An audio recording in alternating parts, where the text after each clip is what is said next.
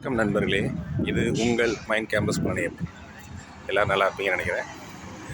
நல்லா இருக்கணும் எல்லாருமே. இது ஒரு அதிகாலை நடைபயணம். இப்போ தான் ஆஸ்பயர் பார்க்குன்னு இங்கே கத்தாரில் ஒரு அழகான பார்க்கு, பெரிய பார்க்கு, பக்கத்தில் வில்லாஜி மால், நிறைய பிளேஸ்லாம் இருக்குது. வீக்கெண்டு நல்லா ரிலாக்ஸாக அமைதியாக ரிலாக்ஸ் பண்ணுறதுக்கு அருமையான ஒரு இடம். அப்படியே ரோட் சைடு தான் நடந்து போகிறேன். பாத்வே இருக்குது, நடந்து போகிறதுக்கான நடைபாதை இருக்குது. அதில் நடந்து போயிட்டே உங்கள்கிட்ட பேசிகிட்டு இருக்கேன். பொழுது விடிஞ்சிருச்சு. நீங்கள் நினைக்கிற மாதிரி 6 மணி பொழுது இல்லை. இப்போ தான் மணி இங்கே 4 ஆகுது. 4 மணிக்கே வெளிச்சம் வந்துருச்சு.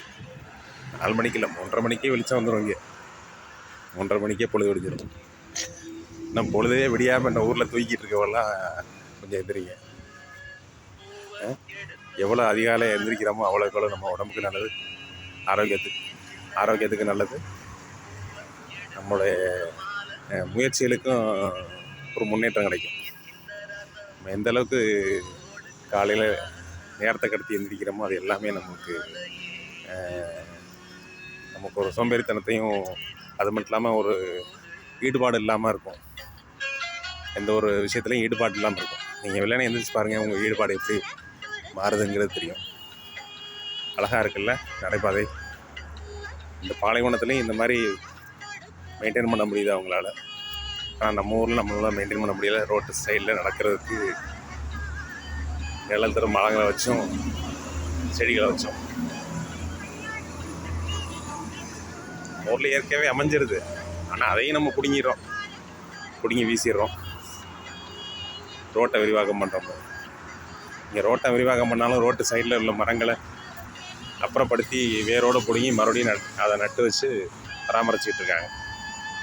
இந்த நல்ல பழக்கத்துக்களை நம்மளும் நம்ம ஊர்களையும் கடைபிடிக்கணும்னு ஆசைப்பட்றேன். விஷயத்துக்கு வரேன். ஆஸ்பயர் அந்த பக்கத்தில் உள்ள இந்த வில்லாஜி மாலில் பார்த்தீங்கன்னா உள்ள பில்டிங் அவ்வளோ சூப்பராக இருக்கும். உள்ளுக்குள்ளே வாட்டர் ஃப்ளோலாம் வச்சுருப்பாங்க, போட்டெல்லாம் இதாகிட்டு இருக்கும், நிறைய ஷாப்ஸ் இருக்கும்.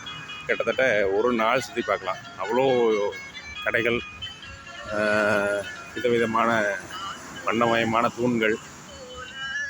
இந்த பில்டிங்கே டூம் ஸ்ட்ரக்சர் மாதிரி சொல்லுவாங்க இல்லையா, குடுவை மாதிரி, அப்படி அந்த மாதிரி உள்ளது. அதே மாதிரி அதோடைய மேற்கூரை பார்த்திங்கன்னா நம்ம அசல் ஓப்பன் பிளேஸில் இருக்க மாதிரியே இருக்கும். வெளியில் நின்று பார்த்தா எப்படி இருக்கும், மேகக்கூட்டங்கள், மேகக்கூட்டங்கள் மாதிரி இருக்கும் இல்லையா வானம், அதே மாதிரி தான் இருக்கும். ஆனால் ஆக்சுவலாக உள்ளுக்குள்ளே பார்த்தோம்னா உண்மையான ரூஃப் அது. ஆனால் பார்த்தா மேகக்கூட்டங்கள் ஓப்பன் பில்டிங் மாதிரி தெரியும் பார்க்க.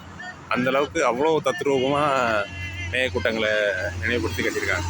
அவ்வளோ அருமையாக இருக்கும். கத்தார் வந்தால் இந்த வில்லாஜி மாலை பாருங்கள். ஓகே, என்ஜாய் பண்ணுங்கள், வாழ்க்கையை என்ஜாய் பண்ணுங்கள். தனிமைக்கு கொஞ்சம் நேரம் ஒதுக்குங்க. உங்கள் சிந்தனைகள் நல்ல சிந்தனைகளாக அந்த டயத்தில் செயல்படுத்துங்க.